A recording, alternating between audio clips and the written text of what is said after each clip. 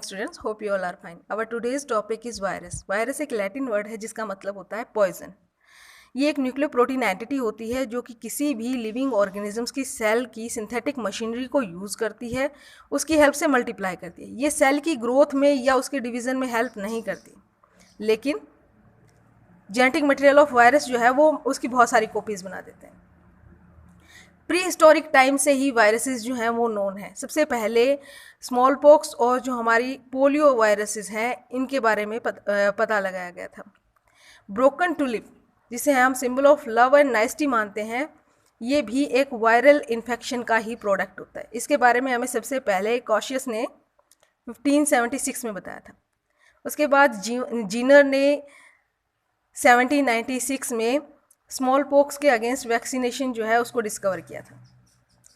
उसके बाद 1880 में लुइस पास्चर जो थे उन्होंने रेबीज़ जो है ये एक इन्फेक्शियस डिजीज़ है इसके बारे में बताया था, और एंटी रेबीज़ वैक्सीन जो है उसको भी डिस्कवर किया गया था। साथ ही पास्चर जो थे उन्होंने वायरस टर्म भी हमें दी थी साइंटिफिक डिस्कवरी से पहले।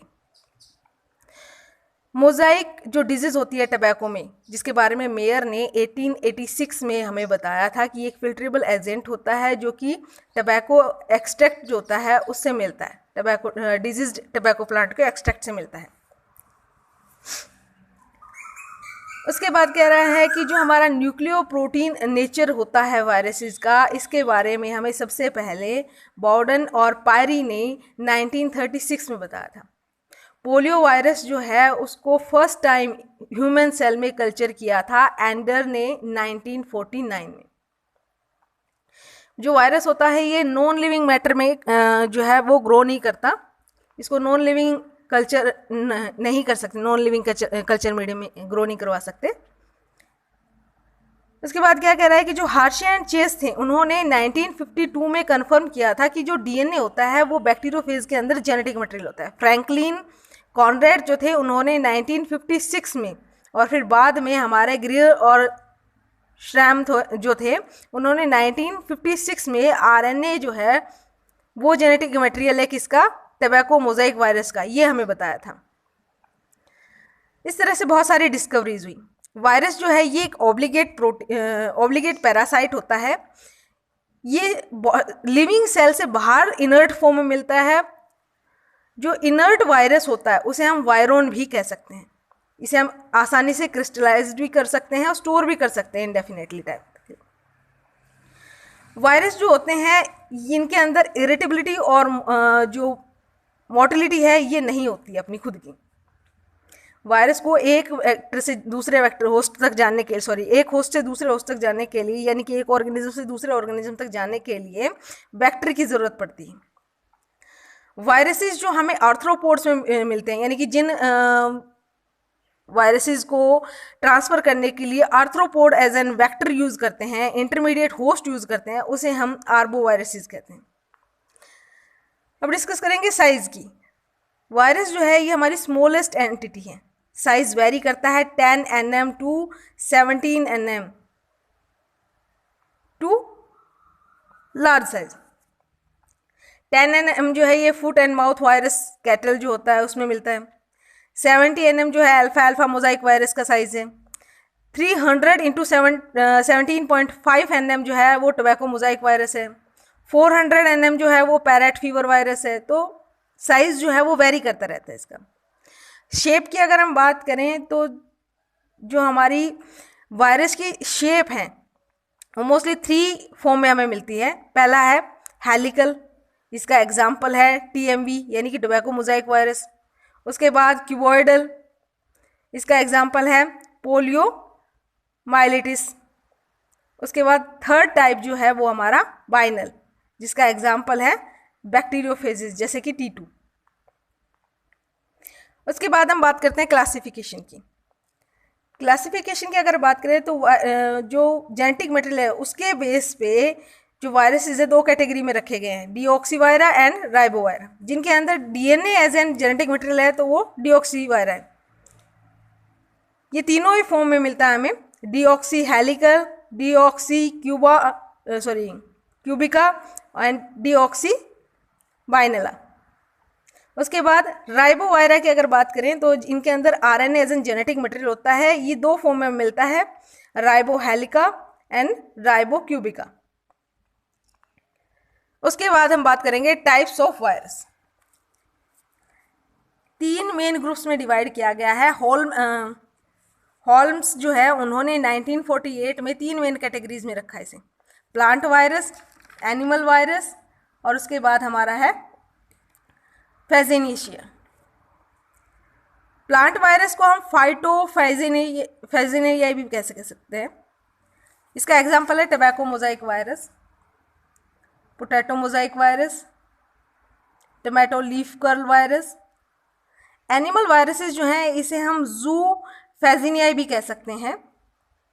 ये एनिमल्स और पैरासाइट की तरह रहते हैं, जैसे कि पोलियो माइलिटिस वायरस है, इन्फ्लुएंजा वायरस है, स्मॉल पॉक्स वायरस है, हेपेटाइटिस वायरस है। उसके बाद थर्ड जो हमारा टाइप है दैट इज फेजिनिया। ये हमें लोअर ऑर्गेनिज्म मिलता है, जैसे कि बैक्टीरियोफेज है, कॉलीफेज है, साइनोफेज है, फाइकोफेज है, माइकोफेज है, जाइमोफेज है। जो बैक्टीरियोफेज होता है इसका एग्जाम्पल है T2, T4, लैम्डा। कॉलीफेज जो होता है ये बैक्टीरियोफेज होता है इकोलाई के अंदर। उसके बाद है साइनोफेज, ब्लू ग्रीन एल्गी और वायरसेस का जो कॉम्बिनेशन है।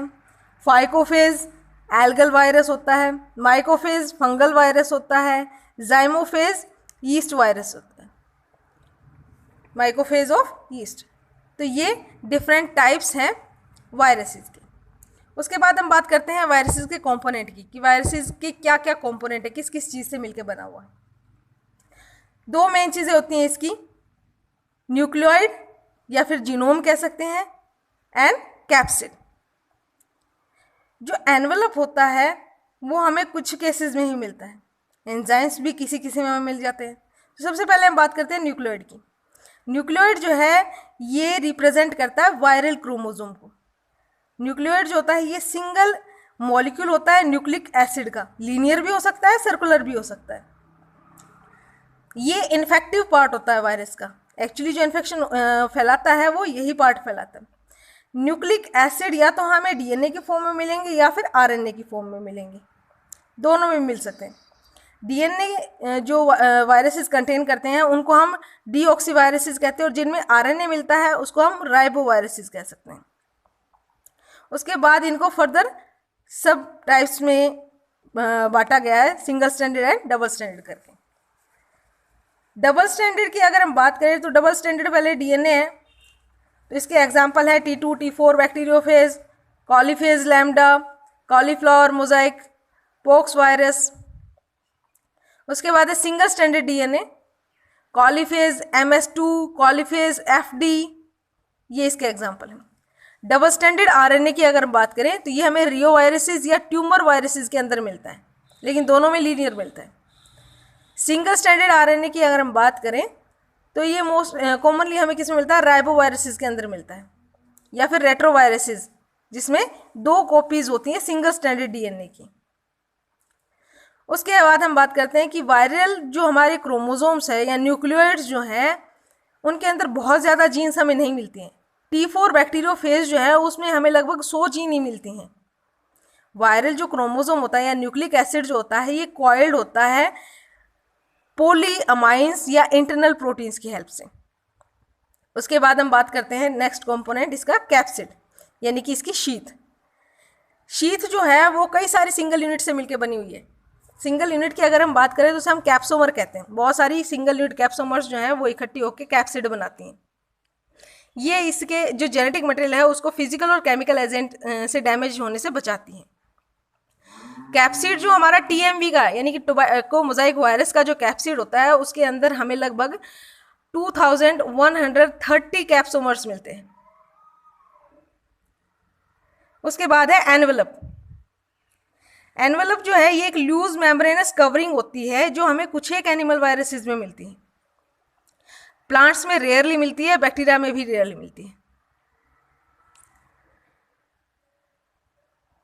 उसके बाद कह रहा है कि जो एनवेलप होता है ये प्रोटीन, लिपिड, कार्बोहाइड्रेट से मिलकर बना होता है। जब सब यूनिट जो इसकी वो है हमारी पैप्लोमर्स, बहुत सारी पैप्लोमर्स जो हैं वो इकट्ठी होके एनवेलप बनाती है, सिंगल यूनिट है पैप्लोमर। और पैप्लोमर्स जो हैं, यानी कि ये कहते हैं कि हम एनवेलप जो हैं इनके ऊपर हमें कुछ आउटग्रोथ मिलती है जिनको हम क्या कहते हैं, स्पाइक्स।